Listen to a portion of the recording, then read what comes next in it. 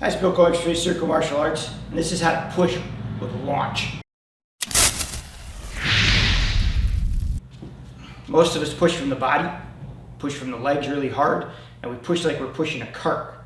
You know, we get down and we get something heavy and we drive with those legs, which is good on some applications, but when you're a striker, it's not always a great thing. So I'm going to show you this, and I'll show you from a grab. If I wanted to move him a long ways, I would get down with my legs, and I would push, right?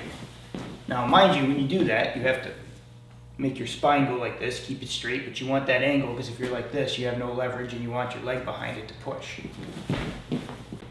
If I'm trying to keep him closer so I can hit him and I'm using this push more as a shock, what I want to do is I want to launch from my feet.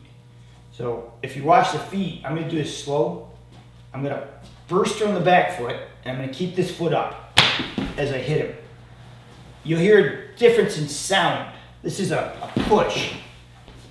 That's more of a shock. I want to bounce him and shake him, but I don't want him to go a long ways. So there's like if you were running a sprint, they yell go, jump. Hands have to be out, and there's like a shock to it. It's not like a push through, it's more of like I want to wrap him so he goes like this. So why do you do that? So if he grabs on, and I have him like this, I could muscle him and just try to push through him to get an opening so I get space to hit. But if I get a clean shot, what I would rather do is I would rather go like this and just pop it, like really hard with my body, because that gets me a space and an opening. I want to rattle his brain. So if I do this, because I don't have space to punch here, so what I'm doing is I'm using this as a shot, and a shot, because now, look, now I have space to start opening up the punch. So a lot of times when I come in, and we come in, I'll give him that initial launch from my feet. I'm going to over-exaggerate this, but it's like I want to launch through him, like I'm jumping through him with my whole body. Bang. And a lot of times what I like to do is I double tap them. Right? You hit them once, and you see their balance tip, then you tap them again. Because on the first hit, it's just getting them a little bit to one foot. The second hit gets them where you want them for the second shot. All this shove is really designed to do is set up the hit. So if I'm like this and he's coming to grab me and I get him right away and I pop him, now I can start hitting him. Because when he's grabbing me, I just don't have the room to hit. So when he grabs in and I'm trying to hit him, I don't have it. But if I can get down and I can just pop him a little bit. And not always, doesn't always go. Some guys are really strong. Sometimes you have to come in and do something else first and move them a little bit and then pop them. And then your hits start showing up. As martial artists, we're much too nice. Right? He punches at me and I make a nice block and I punch him. And we never practice being inside where that guy hits you, he hits me, and then somebody grabs on and you know, you don't see a lot of that when people train, unfortunately. So when you do this, you have to get an idea. When he hits and I hit and he starts to grab on, I got to have that ability to just create space so I can start whacking him. You know, if he gets in and I keep trying to punch and he's grabbing me, I'm going to get swallowed up. So there's two versions of this. There's when it's on really deep into it early. I prefer it early.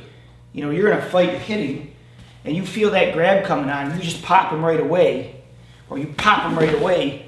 So that, see the spacing I have now? Now I can start coming with my good stuff. But if I don't create that space, I'm in trouble. When I get grabbed deeper, right, it's a little different. I gotta have it so you have to find those angles. You have to be soft. What I mean by that is I have to be relaxed enough in the body to where I can get around him. And again, if he's strong, and I'm just pushing, it doesn't do much. For me, it's important to create pain and pop it. Like you're launching through him like this, violently, and wrapping his damn brain around. So hopefully you get a little space in that where you can start working with the arms and start to hit. So how you practice this? Practice coming down and just pushing. Right? That's the first step. And then what you want to do is you want to hit him in a way to where like my foot is coming through him and it doesn't actually plant till after I'm done hitting him. And the back leg's got to drag. Boom, boom, like this. It's got to come. And instead of using these legs to push from the earth, you're like a bullet, just accelerating through him at a really high rate.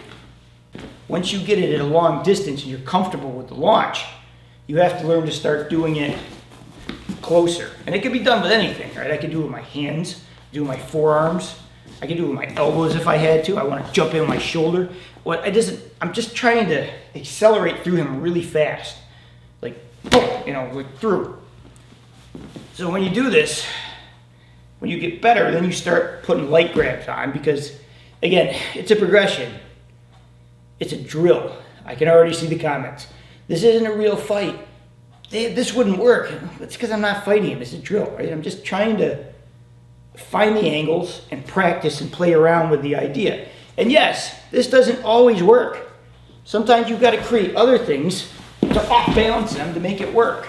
This is just part of the arsenal, right? It's not like a fail-proof thing that works every time.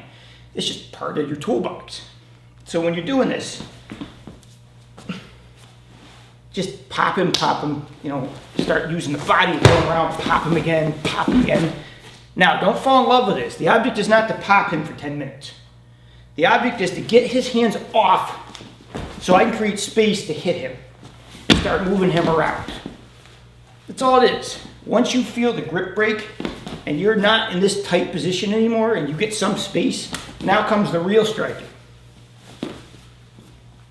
So, practice it long. Again, feet up, through your target, then start working in shorter work grabs, and eventually work to harder grabs. Now, here's the problem with hard grabs. When he's pulling hard, sometimes the only way to get him off is to injure him, right? If you got a really strong guy and you're just pushing like this and he's not letting go, sometimes you got to really juice him and really hurt him to make him let go. Well, there's a problem with that in practice. Because what are you going to do? You're going to really hurt your partners? I don't know. There's a middle ground. You got to work with people with little brains. When people do this, they got to give you enough to make it hard to where they challenge you. But not so stupid that when you're hitting them, they're going, ha ha, it doesn't hurt. Well, no shit, I didn't hit you. If I was going to hurt you, it would be different. I used to get this when we spar. Guys would come in and I go like this and I stop. And they just pick me up and throw me down after. And I'm like, dude, I hit you dead on the button. It was right where I wanted it. And there's no response because when you're not hurting people, people take advantage of that. Sometimes you gotta whack them and that changes their mind. But anyways, make sure you start slow, small, pop things, get used to doubling it up, giving them a little extra, and then get used to going right into your offense right out of that. Thank you for watching. Please like and subscribe. Hit that notify button to get more weekly videos. And thank you to all the subscribers for helping this channel grow.